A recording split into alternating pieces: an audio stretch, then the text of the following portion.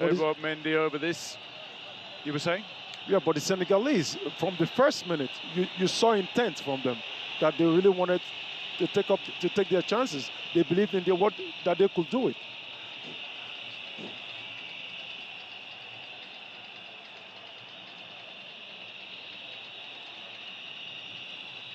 Njai, Sherif Njai, throw in Senegal, far side. They're down near the corner flag, 2 minutes of additional time remain in this final. And it's a night where one of these sides will wear a crown.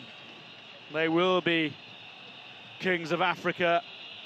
Senegal looking for a second crown, so too Morocco. But Senegal in the ascendancy, in the final third and in the lead. They're right where they want to be. And there's nothing better than this. 2 minutes to go, you're leading by 1-0, and then you're in the final third of your position. It's nothing better? How about the final whistle? Oh, that's... ooh, you got me there. 50-50. You got me there. Okay. No, it's not even 50-50. That's 100-0. Throw it again. Mane feels it. Senegal believe it.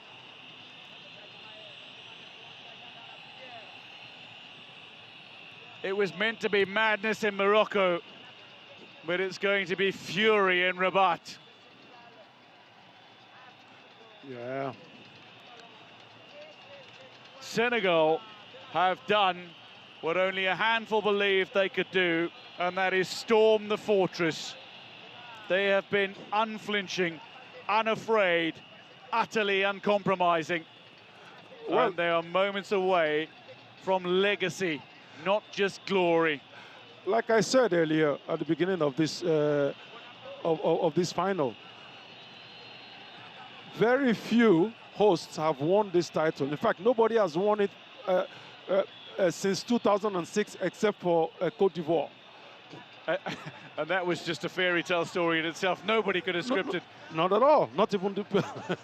Nobody, not even Cote d'Ivoire's most fervent believers. Final moments now, surely.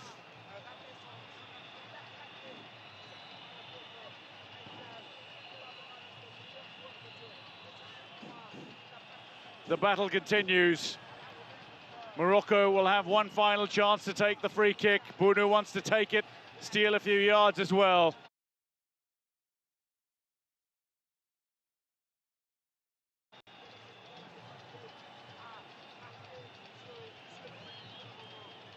The final whistle, and Senegal seal the sensational success. Sadio Mane becomes only the third player ever to win multiple AFCON titles, to go along with multiple CAF African Men's Player of the Year awards. He's in a league of his own with Roger Milla and Samuel Eto'o. Senegal succeed again, sensationally. Pedigree has prevailed over passion in Rabat. Well, the Moroccans had the opportunity to win this game, and they played with it. That's where I say it. So, and the Senegalese, really, this was not a victory stolen. They really played well, and they deserved to win it. Heartbreak for Hakimi. The agony and the ecstasy at its very sharpest here in Morocco. For Senegal, it is ecstasy. It is absolute anguish for Morocco. Players fall to the ground.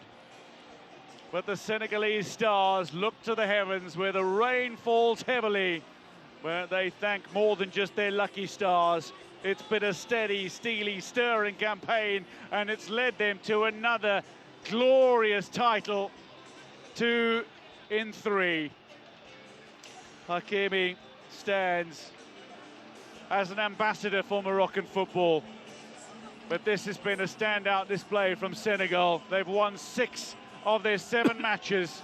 They've won their second title. And Mendy is among those who stands as a hero tonight as well. Naïef Aguerd is being consoled by his teammates and by his opponents. Final score in Rabat. Senegal have beaten Morocco to become champions for a second time. Pape Gué's goal in extra time deciding it.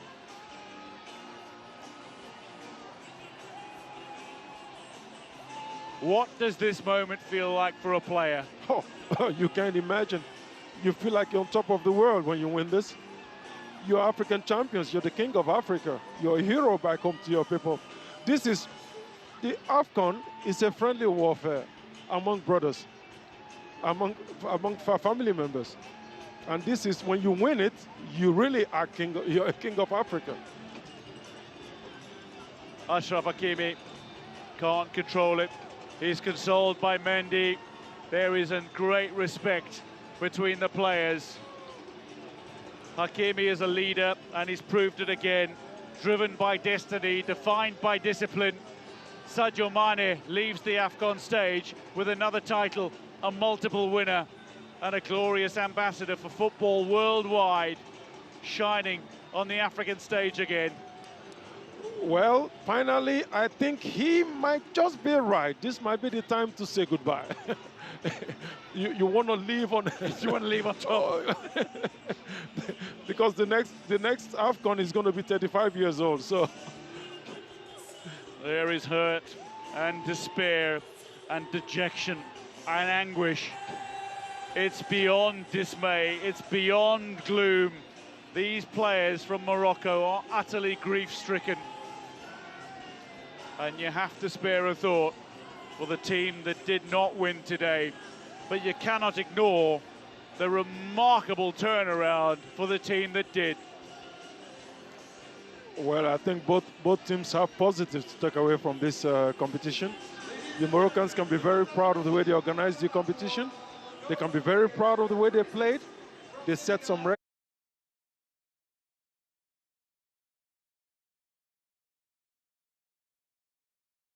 records along the way. And look, you are looking at the future of football here, of African football here, between these both sides. These are the both sides that have got the best youth programs in the whole continent. And you can see 20-year-old players playing their first games at the AFCON in the final and winning it. How could you? If I had told you that yesterday, you would have said, no, it's not possible. Okay, I'm gonna go through Ibrahim Mbaye's list of achievements already. Remember, he's 17. Let's go. He's 17. He's won the Ligue 1 title. He's won Coupe de France. 2. FIFA Intercontinental Cup. 3. UEFA Champions League. 4. UEFA Super Cup. 5. Africa Cup of Nations. 6. It's not bad for a teenager. No, I think there's one. Where do you go from now? There's one I think you've not counted. The youngest player to win the AFCON final. Oh, remarkable. 17. While playing. Huh? Whilst playing. So Ibrahim Mbaye is the star for the future, but the man who produced the decisive moment, the momentous moment in this final, is Pape Gué. And that left boot proving telling again. Well, one thing that struck me when I saw him play even in the group stages, Pape Gué, was that even when the Senegalese were a goal down, he always played with so much confidence, as if he felt like, okay, we're gonna you scored, but we're gonna equalize, we're gonna win anyway. And it's always turned out like that. Like I've said all through, this is the team in this competition that always it was as if they seemed not to know how good they were. They had and who's player of the game? Player of the match? Man of the match? Well, the decisive moment was not the missed penalty. It was this stellar effort from this man, Pape Gué. Exceptional player.